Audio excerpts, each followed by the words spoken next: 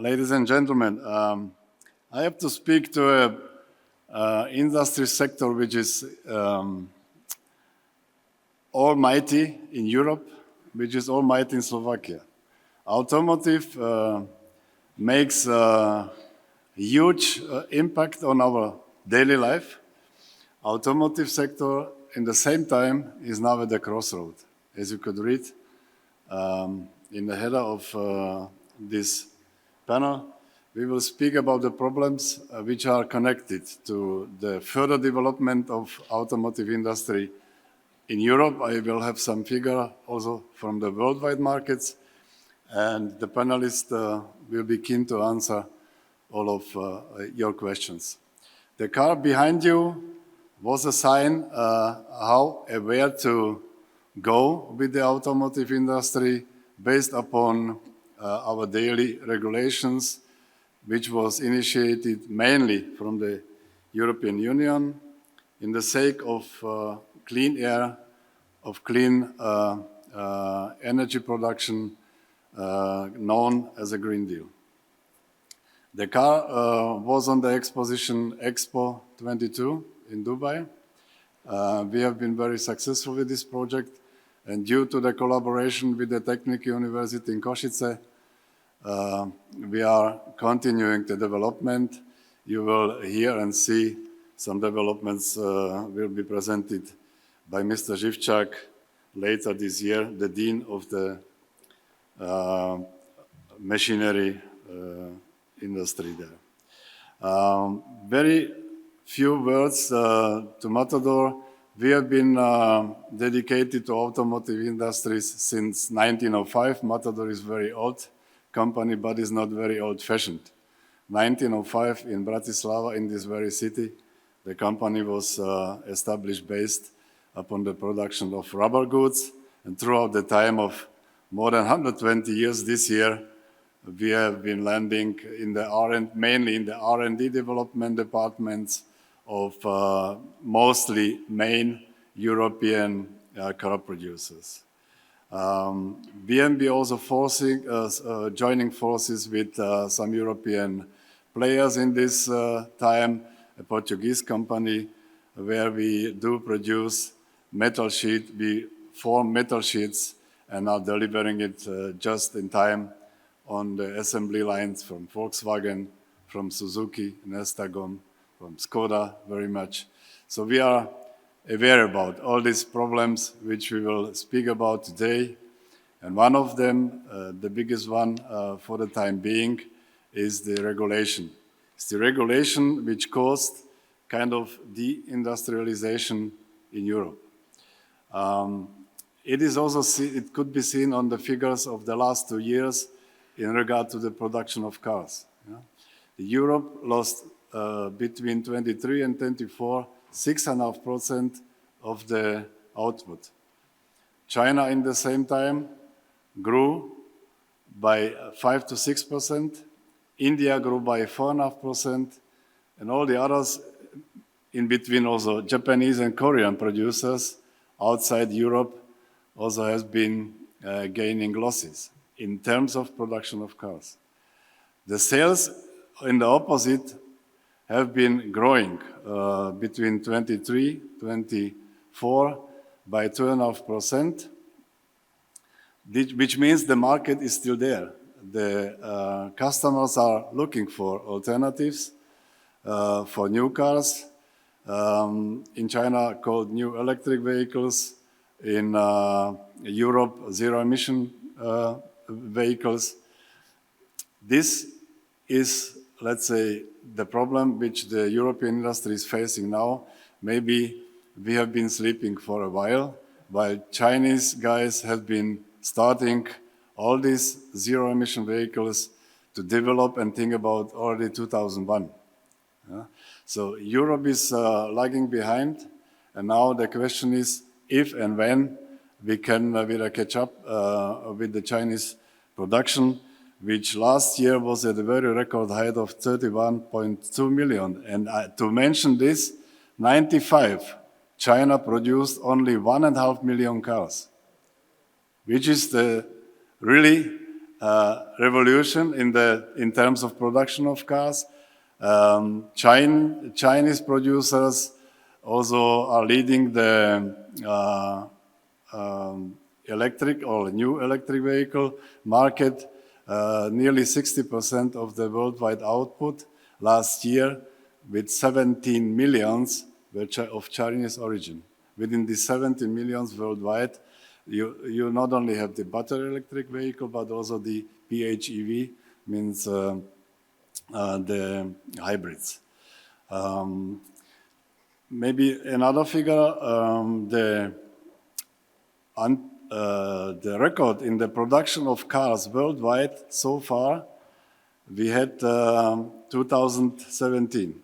It has been at the level, and I mean by that not only passenger cars, but also buses, light vehicles, etc., etc. It has been at a level of 97 million worldwide. And we easily looked at 2017, 2018, all of you who are in this business, we took into consideration, okay, 2030, we will be far beyond 100 million cars worldwide. Now the reality was, in the year 2003, it has been built 93.5 million, and last year it was a decrease by 1 million to 92.5 million worldwide vehicle, not only pace cars, but also all the others sold. Okay. By the discussion, of course, the colleagues will come to the idea, and this was also, if I looked upon the figures from the last 5 to 10 years. Today, a car producer is not only a car producer. You have to deal with energy prices, you have to deal with the battery production, which so far was something which was unusual. You have to deal with the regulations which was stepping into.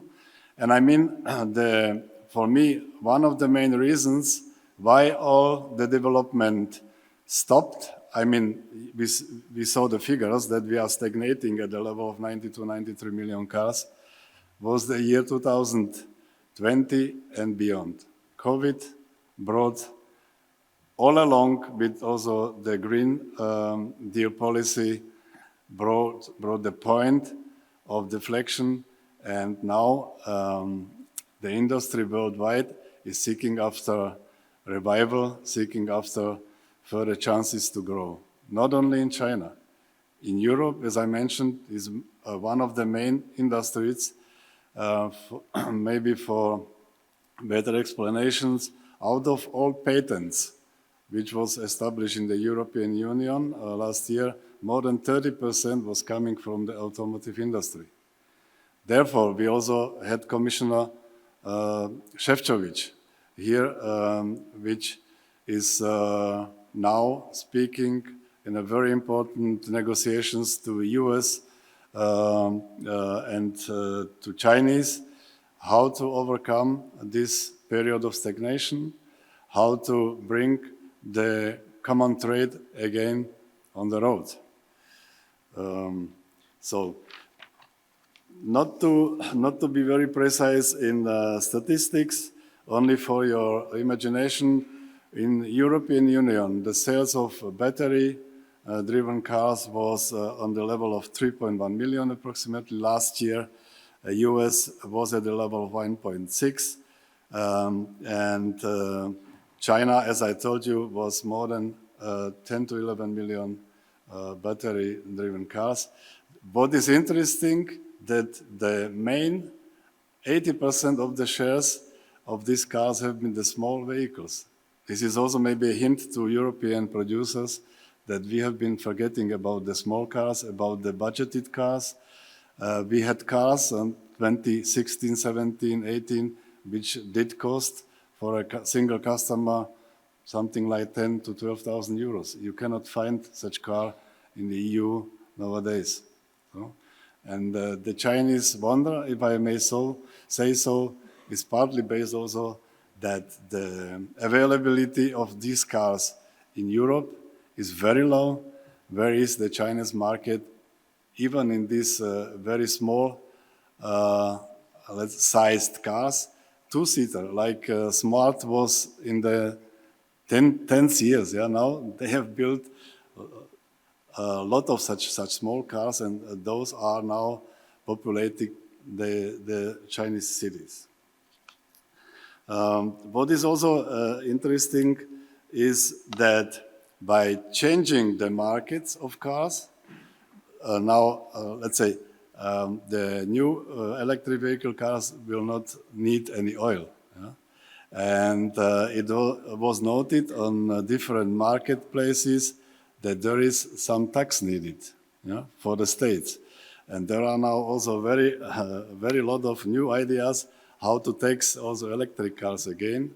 Some countries disposed of subsidies from electric cars, but I think if China will further subsidize electric cars, this was not a very good step, and also European Union now is thinking about re-establishing some subsidies for electric cars. Otherwise, the price, which was nearly doubled, the average car price in Europe was nearly doubled within the last 10 years.